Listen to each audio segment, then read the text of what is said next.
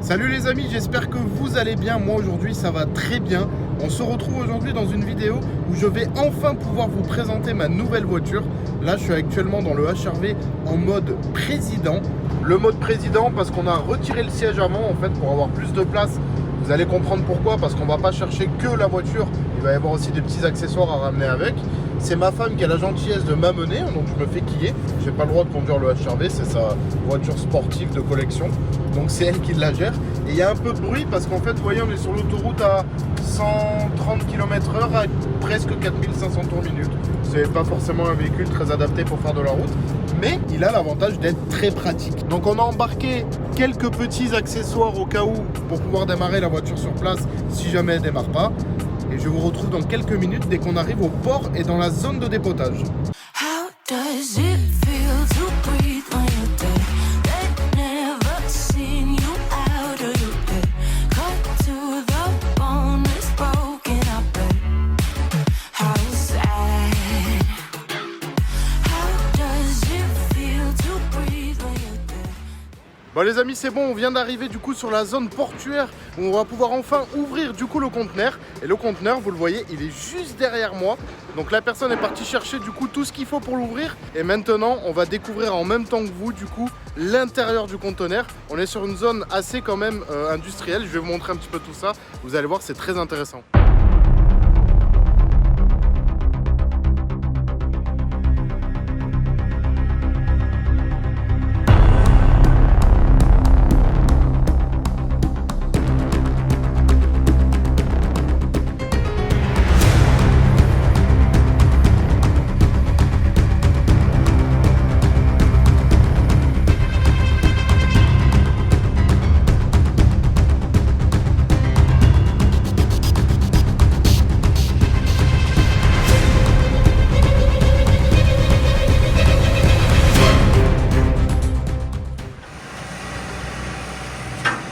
Ok, bon déjà les amis, je vous le dis tout de suite, c'est pas la mienne.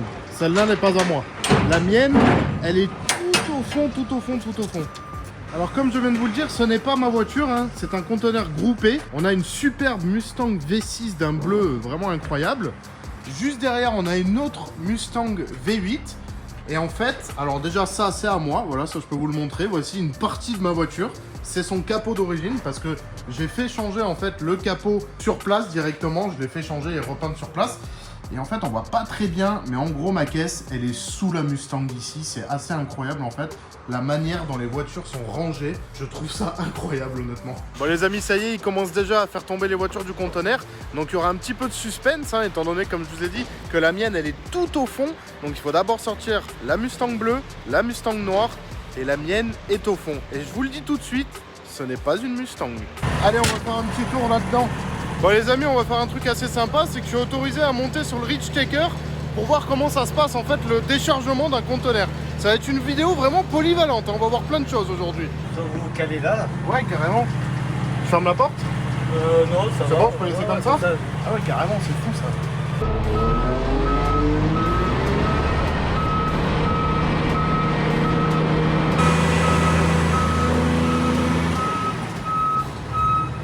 Ah, c'est assez fou comment c'est fait, hein. Waouh.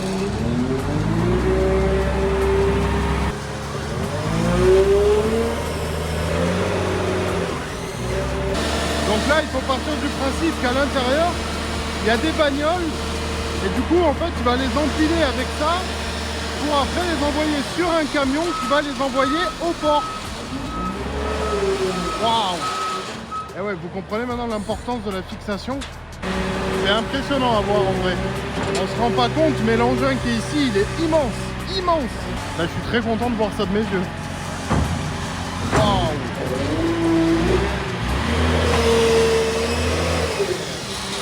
Putain, c'est impressionnant. Incroyable. C'est immense, c'est immense. Le truc, c'est un immeuble. Regardez les roues avant.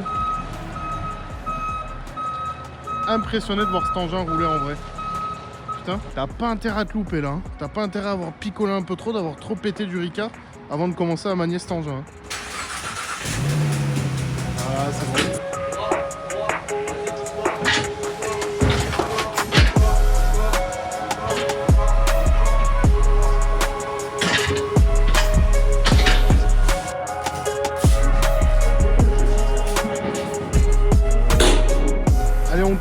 on touche au but. Pour l'instant, j'ai déjà mon capot qui est sorti. Mon capot, en fait, qui est d'origine. Parce que le capot de la voiture qui est dans le conteneur, en fait, je l'ai fait changer. Et donc, j'ai fait repeindre le capot d'origine pour pouvoir le stocker chez moi tranquillement. Garder les pièces d'origine. Donc, je pensais que ça rentrait dans le HRV. Mais visiblement, ça va pas rentrer. Le capot est vraiment beaucoup plus gros que ce que je pensais. Donc, on va le mettre sur le toit avec des sangles. Et ça va être très sportif. Bon, ça a été une grosse galère, mais on a fini par réussir à faire rentrer le pare-choc. Je les voyais vraiment pas aussi gros. Donc là, vous avez le pare-choc d'origine de ma voiture. Non, pardon, je vous dis des conneries. C'est le pare-choc que je compte monter sur la voiture si c'est compatible. Là, on a entouré le cliquet pour éviter qu'il pète la fenêtre du HRV. Le capot qui est fixé ici. Donc ça fait très on part au bled, mais en même temps, on s'en bat les couilles. Parce que le HRV, c'est vraiment ma caisse utilitaire. Maintenant, je vous propose qu'on retourne voir un petit peu où ça en est le déchargement.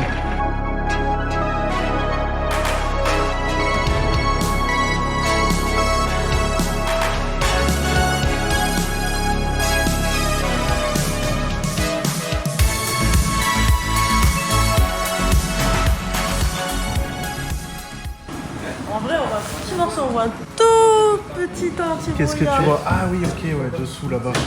Ah oui, on voit son petit anti-brouillard.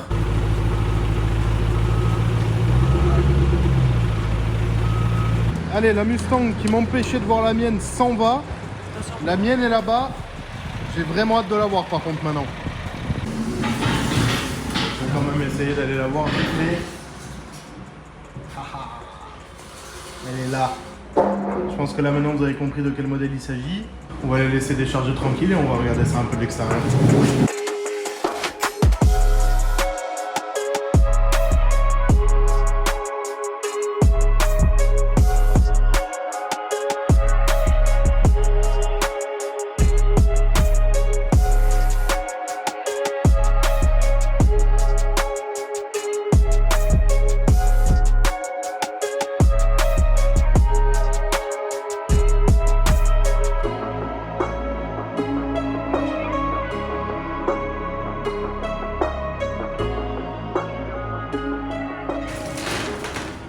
Bon, ça y est, on commence à y voir un petit peu plus clair. Je vous montre déjà ça, ça et le reste quand elle sort. Vas-y.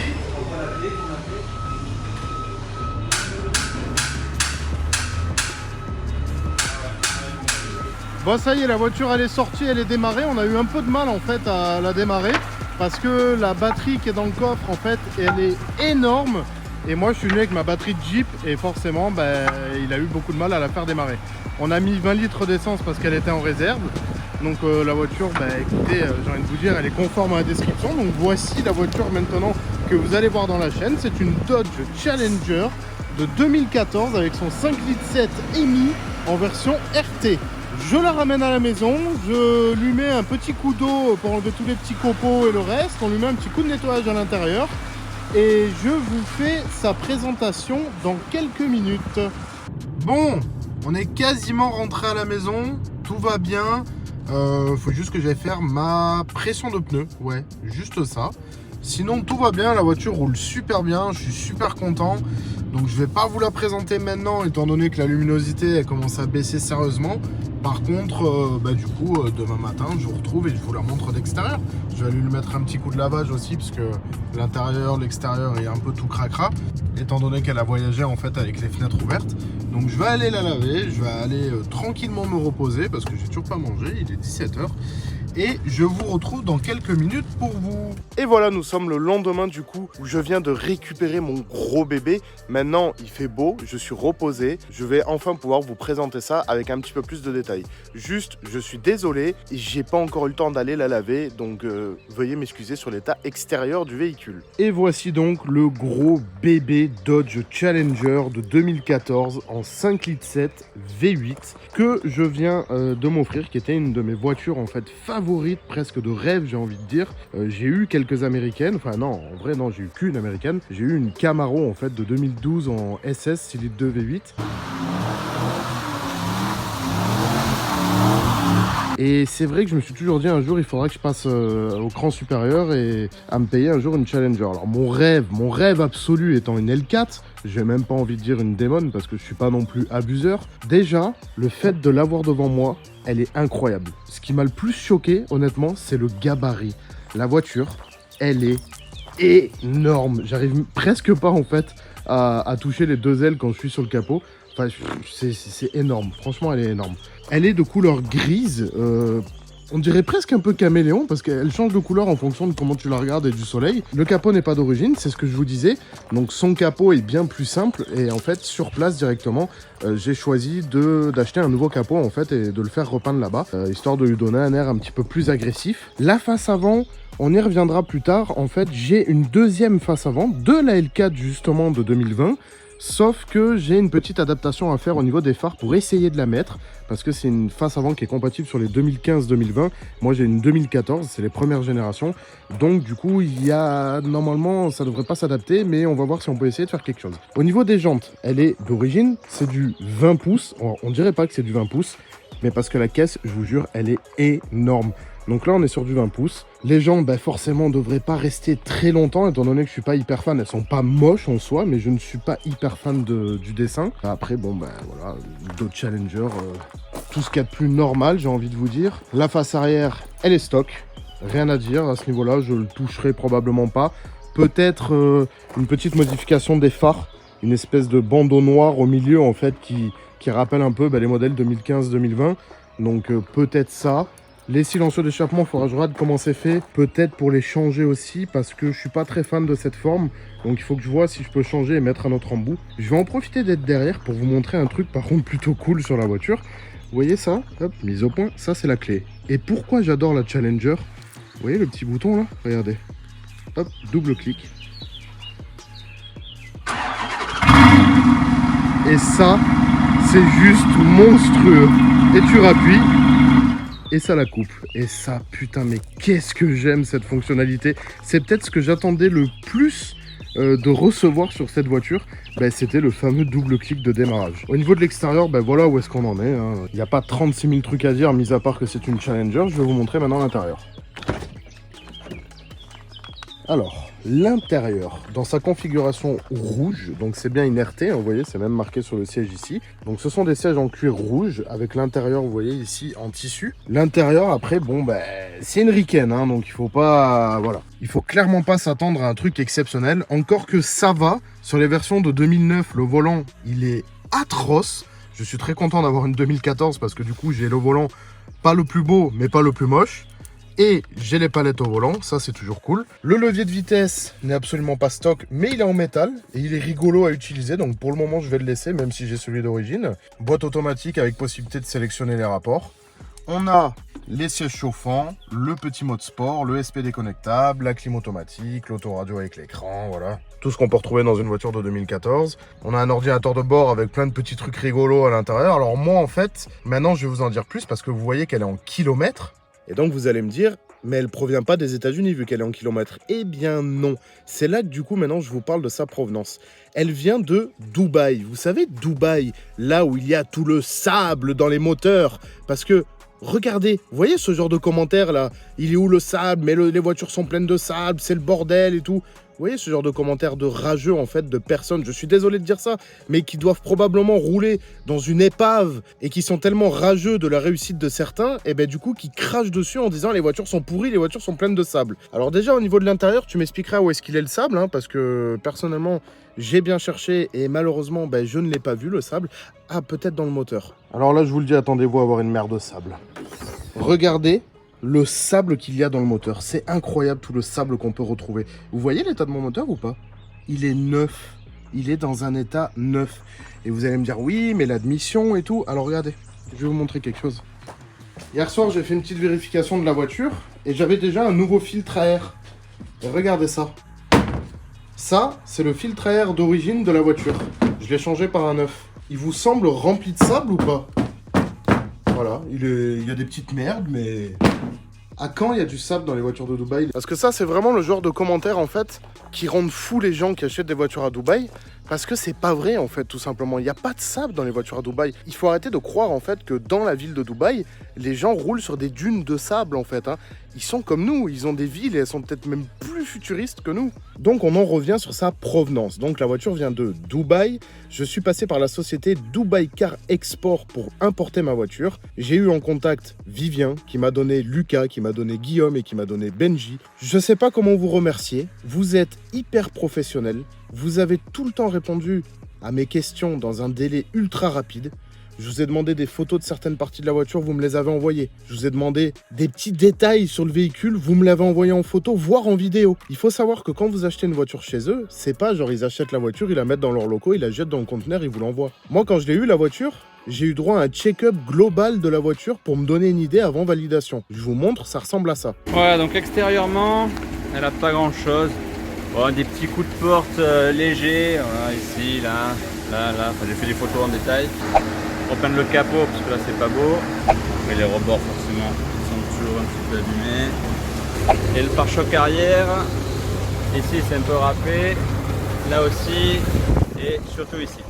Ensuite, il y a eu le check-up global du châssis sur le pont. Donc ils ont mis la voiture sur un pont et ils m'ont dit tout ce qu'ils ont vu qui allait pas. La ligne d'échappement, ils ont supprimé les intermédiaires ici. Ouais, les pneus je les ai tous contrôlés. Là il y a un peu de gras mais la jante elle est propre sur ça. Ouais, la jante est plus propre. La ligne nickel, ouais. Les pneus ils sont corrects aussi. Ouais, la caisse ça n'a pas frotté. La ligne d'échappement non plus. Et voilà. Pour le dessous je pense qu'on a tout vu.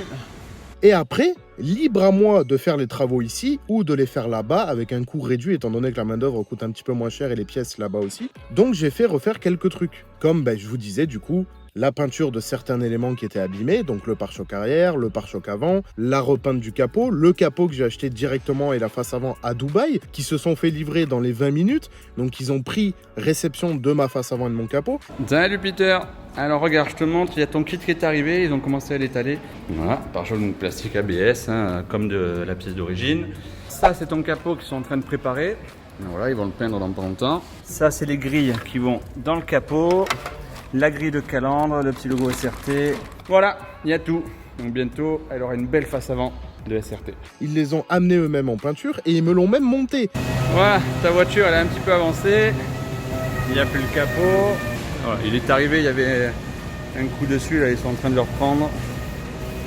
Salut Peter. Tiens, regarde tes éléments, ils ont été peints. Donc le capot, il n'y a pas encore les prises d'air, enfin les pièces qui vont après rajouter dessus, mais c'est peint. Le pare-choc avant, belle peinture, je sais pas si ça se voit bien là, mais ça rend bien.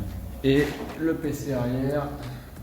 Voilà, donc tout ça, bientôt, ça sera monté sur ta voiture qui est là. Ça avance. Ils m'ont réparé aussi pareil, j'avais la glissière du siège qui ne fonctionnait pas. Merci Benjamin d'avoir passé une après-midi complète pour essayer de la réparer. Donc parfait, mon siège reglisse à nouveau, c'est super. Salut Peter. Bibi, il t'a fait un truc aussi, le siège il bougeait pas. C'est ça va te coûter cher mon. Voilà, maintenant il bouge bien. Ah oui, hop, ça claque, ça claque. Tu peux avancer à fond, tu peux reculer à fond. Voilà. Tu peux avancer, tu peux reculer, c'est magnifique. Ça te coûte une main, ça mon. J'ai fait faire également aussi un detailing intérieur. C'est pour ça que la voiture est dans un état neuf quoi en fait. Il n'y a rien à dire. L'intérieur il est flambant. Regardez le cuir du volant qui était un peu, vous savez, brillant, chiant et tout. Là, vous voyez, il est mat, il est parfait. Les boutons sont propres. Voilà, la voiture est nickel quoi. Là, bon, ça c'est moi qui l'ai dégueulasse en la ramenant, mais et surtout ils testent tout. Vous voyez, ils ont testé le toit ouvrant jusqu'au range-lunettes. Les contreportes, elles sont propres. Derrière, c'est plutôt propre aussi. Le ciel de toit, il est bien. On va tester le toit ouvrant. Ça fonctionne bien. Ok, et comme ça aussi. Ok, toit ouvrant, on est bon. Ça marche. Ça marche. On lui a demandé visiblement. Ceinture, c'est bon. C'est bon. C'est bon. Ils ont vraiment tout testé pour me dire, voilà, il y a ça qui va pas. Il y avait même une aération, pareil, qui se décollait. Ça, c'est le défaut des Dodge. Il y avait le tableau de bord, en fait, qui faisait une espèce de bronchie au-dessus de l'aération. Sinon, tiens, ici, là, il y a un petit décalage. Toutes les Challengers, c'est la maladie, là. C'est le tableau de bord et les grilles, là, qui tiennent pas terrible. Voilà, finition Bibi. Et l'autre là-bas, en général, ça va. Celle-là, elle tient. Donc là c'est nickel, pile poil, pas de traces de colle, y a rien qui dépasse. Ils me l'ont recollé. Et pas parce que je leur ai dit que j'étais youtubeur ou quoi que ce soit. Je leur ai même pas dit tout de suite de mémoire. C'est que je leur ai dit après, c'est parce qu'ils sont comme ça. C'est des Français qui sont allés s'exporter à Dubaï. Ils se sont installés là-bas. Ils sont passionnés d'automobile et de drift. Et du coup, ils ont décidé de faire de l'export de voitures. Et Dubaï Car Export, mais je vous les valide, mais à 3000%, les gars. Salut Peter. Ouais, je te fais une vidéo extérieure de la voiture. Elle est magnifique.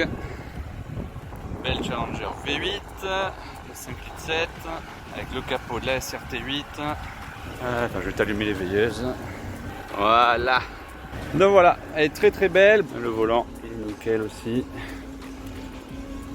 Donc tu vois, bon, à part le voyant de la réserve, il n'y a pas de voyant allumé, on est tout bon. Alors tu vas me prendre pour un taré, mais tu vois, il fait 23 degrés. Mais vu qu'en fait je suis en short, t-shirt, j'ai froid. Donc je me suis mis les sièges chauffants. Et ben ça chauffe bien, ça fait du bien au dos. Voilà, regarde, hop. Je vais sauter comme dans Fast and Furious. Voilà, elle est chargée. Je refais un dernier petit tour. Alors là on la laisse tourner pour que la batterie elle charge un peu le temps qu'ils arrivent au quai là. Pour qu'ils puissent la redémarrer après. Si vous voulez une voiture de Dubaï et traiter avec des Français qui prennent soin de vous, mais cherchez pas les gars, passez par eux. Vivien, Lucas, son fils, Guillaume, l'expert commercial, et Bibi, Benjamin, l'expert mécanique qui vous dira tout les défauts en fait de votre voiture. Alors voilà, il n'y a pas que, hein, il y a aussi Fanny, la femme de Vivien, qui gère aussi justement tout le reste, toute la paperasse. Il y a Jordan aussi, pareil, qui gère des achats.